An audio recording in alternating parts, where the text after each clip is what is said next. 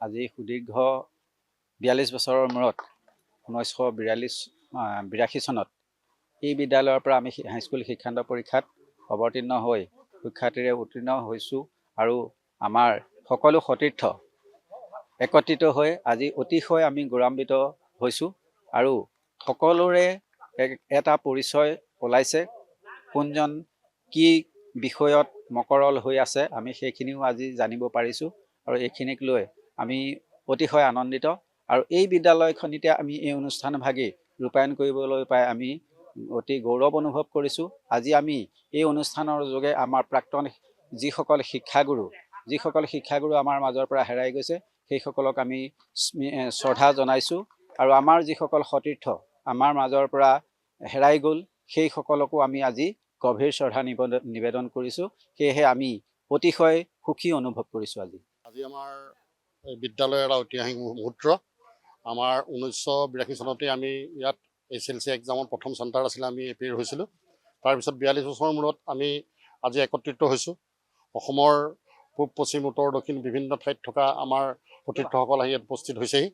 আমি আজি 31 ডিচেম্বৰৰ লগত সংগতি ৰাখি এই অনুষ্ঠানভাগি আমি আয়োজন কৰিছোঁ। আমি অন্তৰংগ আলাপ হোৱাৰ পাছতেই আমাৰ ইয়াত বনভোজ আৰু আমাৰ বিভিন্ন ধৰণৰ আমাৰ প্ৰত্যেকজনৰে আমাৰ যিটো এক্টিভিটিছ সেই এক্টিভিটিছ ইয়াত প্ৰকাশ হ'ব। সেইকাৰণে আমি ইয়াত বহিছোঁ। আজি অনুষ্ঠানটোত আমাৰ বহুত ভাল লাগিছে।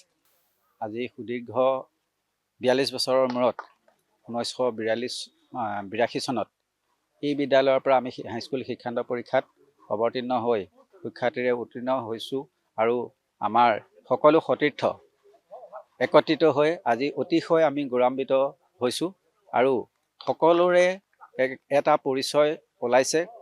কোনজন কি বিষয়ত মকৰল হৈ আছে আমি সেইখিনিও আজি জানিব পাৰিছোঁ আৰু এইখিনিক লৈ আমি অতিশয় আনন্দিত আৰু এই বিদ্যালয়খনিতে আমি এই অনুষ্ঠানভাগি ৰূপায়ণ কৰিবলৈ পাই আমি অতি গৌৰৱ অনুভৱ কৰিছোঁ।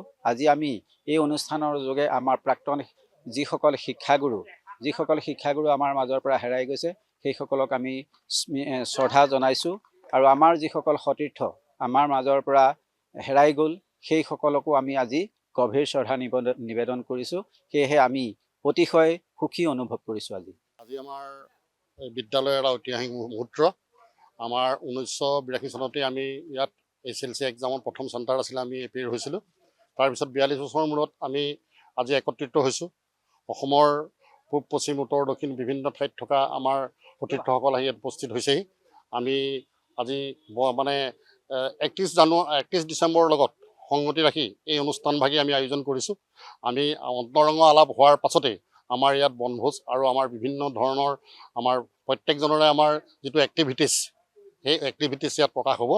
সেইকাৰণে আমি ইয়াত বহিছোঁ। আজি অনুষ্ঠানটোত আমাৰ বহুত ভাল লাগিছে। যিকোনো খবৰৰ বাবে যোগাযোগ কৰক 7099017330 লগতে 7099017110 নম্বৰত।